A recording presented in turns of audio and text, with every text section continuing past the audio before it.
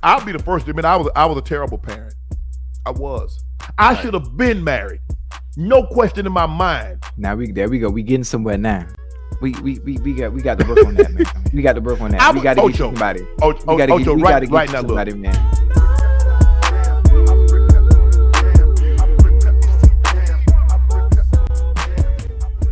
Welcome to the Dark Times channel, and before I go ahead and get started, make sure you guys go ahead and hit that like button for me, and if you're not new to the channel and you enjoy the content so far on this channel, make sure you go ahead and hit that subscribe button for me as well. And so let's go ahead and get into it. Recently I came across a video on the Nightcap channel. I'll be the first to admit I was a terrible parent. I was. Because I was so it drove me crazy because all I thought about was football. That's all I thought about. How could I get better? Some kid is in high school want my job. Some kid in college want my job. Right. I obsessed from the time I was about 11 or 12 when I really thought about going to the NFL. That's all I thought about. It consumed me. And I ruined relationships. No question about it, Ocho. I should have been married. No question in my mind. Now there we go. We getting somewhere now. I could have been married, but now, what drew me to this conversation in the first place was the fact that Shannon Sharpe was willing to admit that he was a terrible parent. And so I believe him, and I believe a lot of superstar athletes are. As a player, to be honest, I didn't know what being a father was. Being a dad, yeah, it's cool. I see you at the game. Hey, wave to you a couple times. By the time I get home, you sleep. By the time you wake up, I'm gone. That's really the NBA father. We miss a lot. And so somebody like Shannon Sharpe with his larger-than-life personality, it serves him well in what he does. He's must-see TV, like a Stephen A. Smith. Wait a minute. This is just straight hate by a guy who's jealous that he is still playing at a high level at 45 when you had to stop at 35. I did what I did. You make it seem like I was a bum. I'm in the effing Hall of Fame. All these guys with these larger-than-life personalities and seem very entertaining on television. Most of them are going to be highly narcissistic. And I think Shannon Sharpe would probably admit as much. And that's a good thing. You know, somebody who's self-aware and knows their limitations and knows their strengths, that's always going to be a good thing. Even if it's not perceived as a good quality in the public eye, knowing your strengths and knowing your weaknesses is always going to be a good thing. And so for somebody like Shannon Sharpe to get into a relationship, it wouldn't be a good thing. Ocho, remember I told you the loneliest place in the world is being a place that you're not wanted. Yeah. I was in a relationship. She said she wasn't happy. Whoa. She said what? She said she wasn't happy. With you? With me. Man, you that boy. You know what I told her? Yeah. I said, I'd rather you go be happy. And I stay here and bear this pain because it's going to be painful that you leaving. Right. But I'd rather you be happy with someone else. Right. Than be miserable here another day with me. With me. Ooh, what song that is? I believe he would be miserable in a relationship like that, a relationship that he couldn't control 100%. And I believe he would probably make that other person miserable too. He's not looking to get in a relationship with somebody, or at least a public relationship for that matter, somebody that is going to be by his side. He's not looking for that. He's too focused on building. There's nothing wrong with that. I think that somebody that comes from the background that Shannon Sharpe does. Shannon Sharpe is somebody that is on record talking about how he grew up. Shannon Sharpe grew up dirt poor. That's a different kind of poor. If anybody who knows anything about the country, living in the South, that's a different kind of poor. That's dirt roads, no water, having to go to the well to get well water, no electricity, all that kind of stuff. That's a different kind of poor when you're living in the country. And so we see a lot of the same characteristics in celebrities that grew up dirt poor and didn't have two nickels to rub together. Almost 99% of the time, a lot of those individuals are consumed with money and are consumed with consuming. No amount of money will ever be enough. No amount of attention will ever be enough. No amount of things will ever be enough. They're forever trying to consume. Constant consumers. Constant workers. And I will say that most of these individuals have a great work ethic. It's a phenomenal work ethic. Because in their minds, Maybe not their conscious minds, but in the back of their minds, their subconscious minds, they never want to go back to that lifestyle that they grew up in. It was such a traumatic experience, an experience most times that they didn't even know that they were living, because that's all they knew. Everybody that was around them was poor. And so that's the only lifestyle that they knew. It wasn't until they got out of the house and they experienced the rest of the world and what the world had to offer that they realized the conditions that they were living in.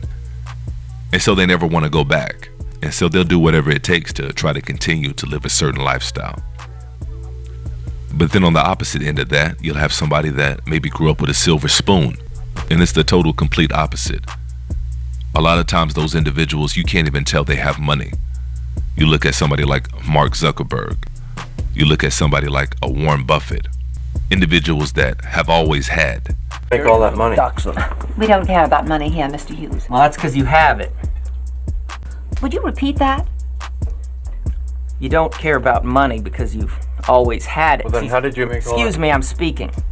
Maybe they didn't necessarily grow up with a silver spoon in their mouth, but individuals that have always had enough, they could give a damn about the money. They continue to make money because they know how to get it. They've gotten the formula from day one. The formula gets passed down.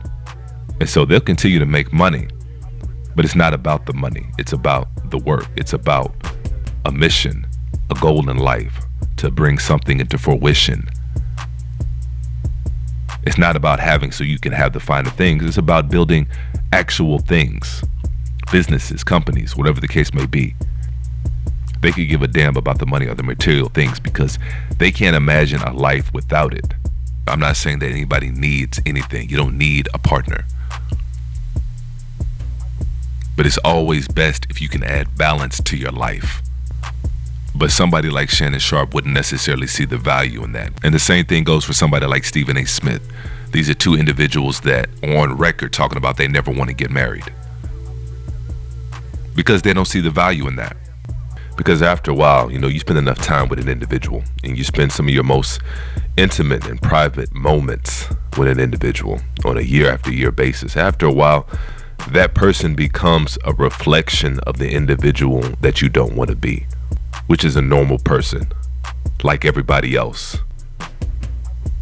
Putting on one shoe at a time, wiping your ass, getting sick, being grumpy. Whatever the case may be, all your imperfections are seen by somebody else. And on a subconscious level, it kills the ego. It kills the need to keep entertaining day after day this overinflated ego that's been given to you by people that they don't even know you. They don't even know you coming up to you for an autograph, taking pictures. These people see a television personality, and by that alone, you become their god. And that creates an overinflated ego. And I'm not even saying this by any fault of their own. I think it's quite natural. That's why it happens so many times more than not. And so it is what it is.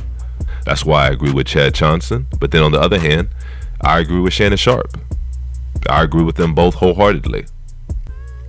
It comes down to knowing who you are and having self-awareness and being comfortable in that self-awareness. Like I said earlier, however unpopular it may be. And I think it's going to be more and more common with the way society is headed for people to be more and more comfortable being alone. Right now, they say there's an epidemic of loneliness in both women and men, but in men even more particular. And I did a video earlier this week or sometime last week talking about that very thing, about these robots and artificial intelligence relationships that the men from the ages 18 to 29 are getting into. It's becoming more and more popular because there's an epidemic of loneliness.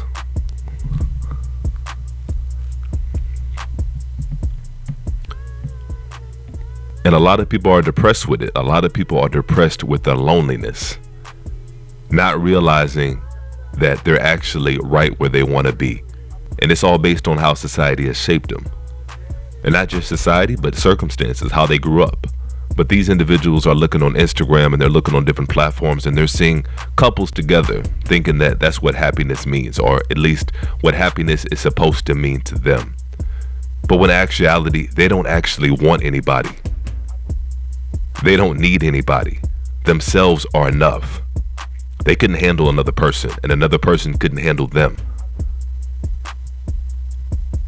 And so for somebody like Shannon Sharpe to have the wherewithal to understand that and be comfortable with that, that's not something that's small. That's not something that should be taken for granted. I think it's a hard thing to do. It's an uncomfortable truth that a lot of people don't want to accept. We have a lot of narcissistic individuals walking around. Everybody's got a social media. Everybody's got an Instagram. Everybody's got an OnlyFans now. And so subsequently, we got a lot of narcissistic individuals walking amongst us. And it is what it is. It's too little and too late to try to play the blame game or to say it's wrong or this or that. It is what it is. People are who they are based on their circumstances and based on the things around them. Sometimes there's very little that they can do. And so at the end of the day, I think it's a good thing when individuals can come to a certain uncomfortable truth about themselves and come to an understanding. This is how I am, and this is when I'm happiest. Because that's what it comes down to. Nobody else can live your life. Only you can do that. And only you're supposed to know how to get that happiness. And so I think that's going to be a good spot to go ahead and close out. Definitely drop a comment in the comment section and make sure you hit that like button on your way out if you haven't done so already. And as usual, peace and chaos.